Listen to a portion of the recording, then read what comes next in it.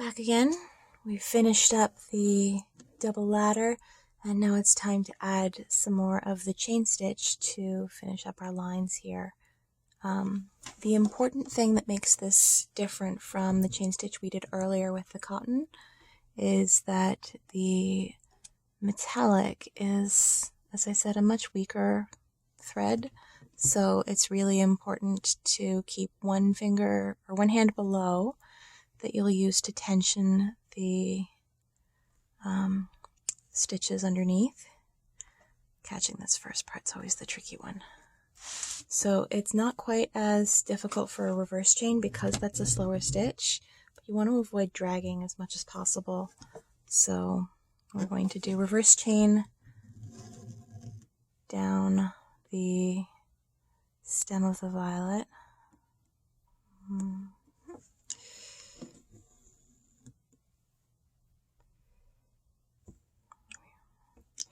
I don't want to pull these too tight because I want them to have a little bit of shape and body and stand out.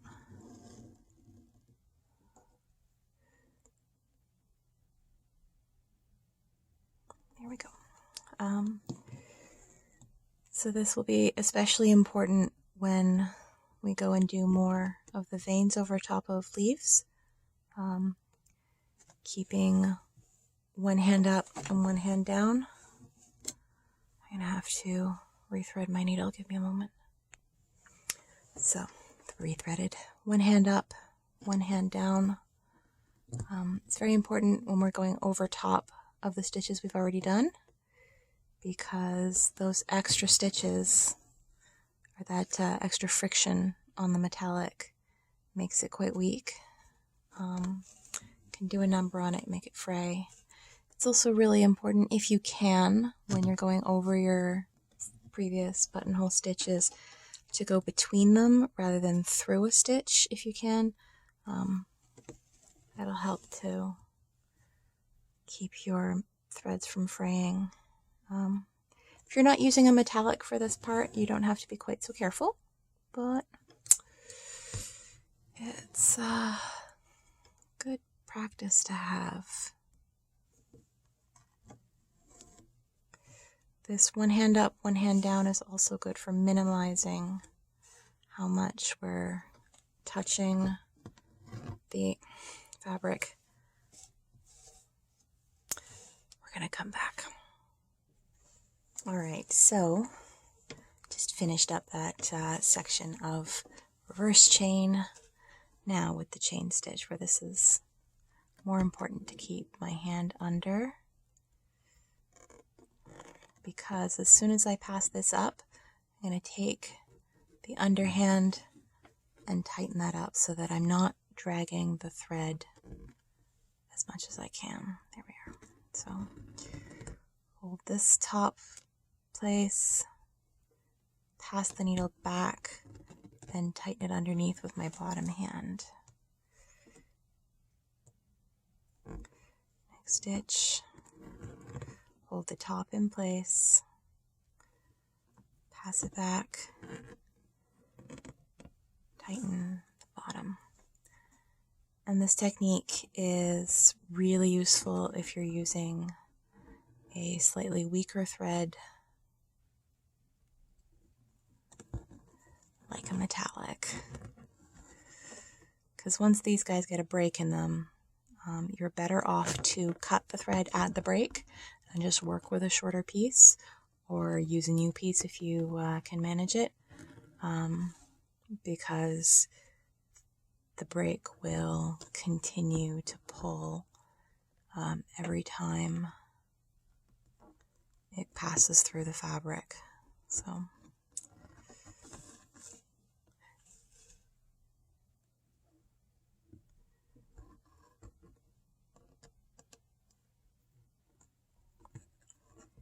here we are. Getting my hands in the way of the camera, sorry for that.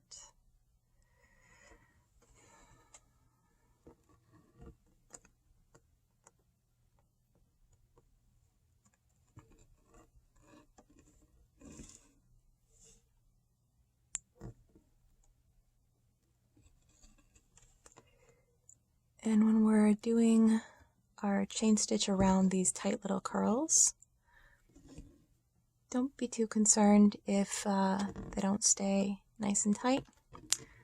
It's not too much of a concern.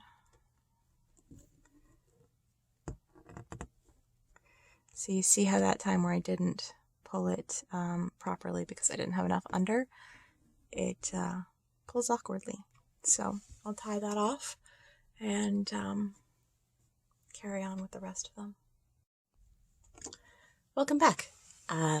We are now going to work on one of the last sections of chain stitch, which is chain stitch over top of the leaves to fill in the veins. If you are not certain where the veins will be, it's a little easy to predict on these leaves, but for sometimes when I have multiple veins, I'll draw them in pen or in a marker so that I can see them on the reverse, and then I can flip back and forth to see where I should put my needle through. The important part about chain stitch over top of the stitches we've already done is, as we were doing earlier, tensioning on the bottom and then tensioning on the top. And again, I'm holding between my fingers in the at the end of the needle so that I'm trying to minimize the amount of stress that I'm putting on the thread. I'm doing the same thing with my bottom hand. So again, catching here, tensioning on the bottom, tensioning on the top, and I'm going to try as much as possible to come in between the stitches that I've already done, just because it's easier to go between stitches than to go through them. A little less work. And as I run shorter on thread, I may have to leave the needle in place. So I'll just let that twist for the moment. Bring my needle up, untwist. This is always the tricky part there, because I don't really want a twisted stitch. Okay, so when you have less thread available, I want to make sure that no, not on this one, because I will pull the wrong thread.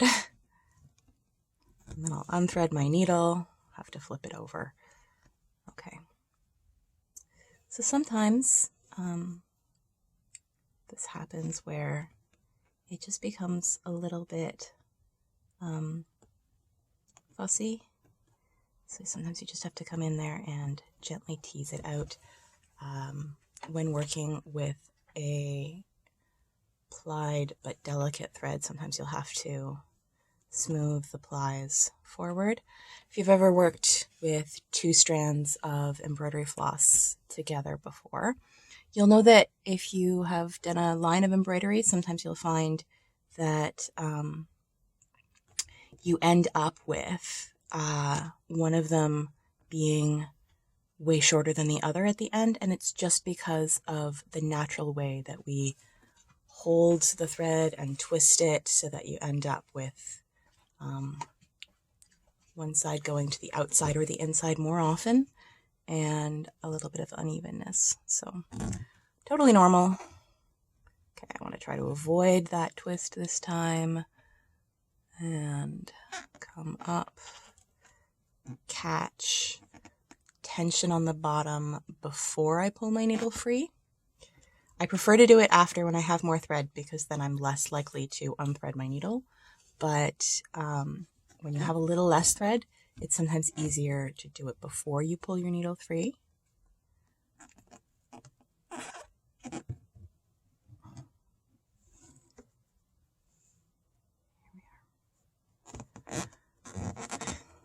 And as this is a little untidier than I usually care for, it's a good time to remind you that if your stitches aren't perfect, it's totally fine.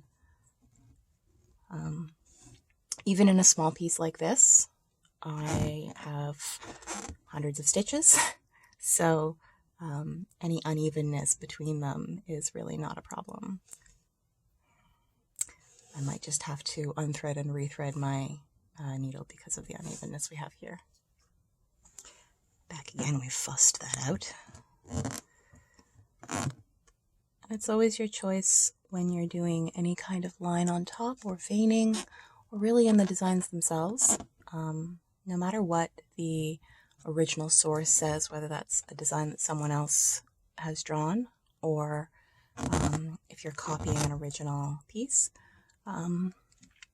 do what brings you joy, and that includes working within your means. So if you would prefer to use a different thread because you happen to have it or you happen to like it, use that even if it's not the right color.